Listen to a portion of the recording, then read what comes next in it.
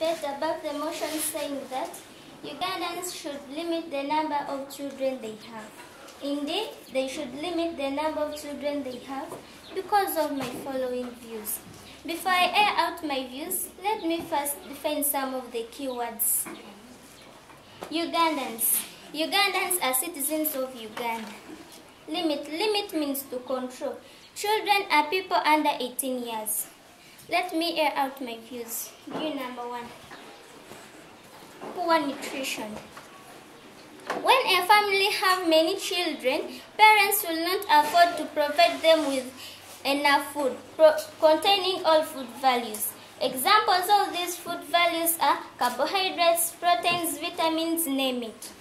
When a child lacks carbohydrates, she will suffer from kwashiorkor, which can lead to death.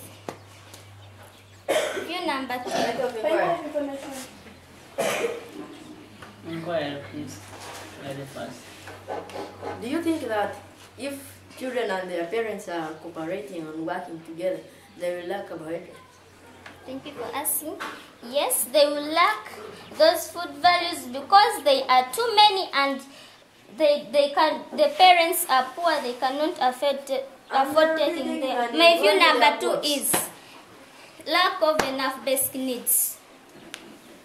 When a family have many children, parents will not afford to provide each one with her basic needs. So, they will provide one with clothes. Others will say that they are not liked by their parents. As children, they will decide to run away from school so that they can come and earn small business to provide themselves with enough basic needs.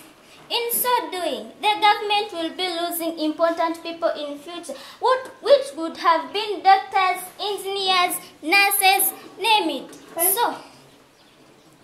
So when a family have like 10 members and they educate only 2, you imagine you are the 10th child, but they have educated only 2. How do you feel? I think you know the answer. My view number 3 is. So, information, please. Let me inform the current speaker that children will receive education, because now you are saying that there is PE. There is PE. Pupils are going in the school and they are studying for free. Now you think if there are few number of children, what will the teachers do? They will teach the students in the class, or they will be teaching the pupils. And let me inform you, my friend, that people should continue producing the children so that even teachers can get children whom they are supposed to be teaching. Thank you for informing me, but I would like to supplement on my point.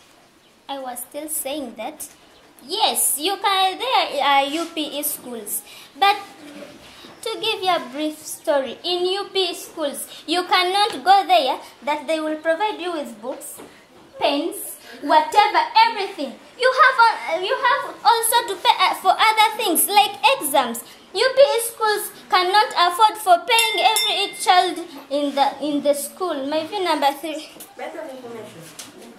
My view number 3 is. I want to inform you of the last view that we have aired out, that in my village there is a man with 20 children and he cares for them and they are all in school. Yes, that one can be possible, but if it is 100, 90% can care. 90% cannot care for their children because they are too many. My view number 3 is increased child labor. When children are too many in a home, parents will not afford to pay for everyone in school. So, to give you a brief story, at our home we are 10 children, and our parents told us that they will pay only for.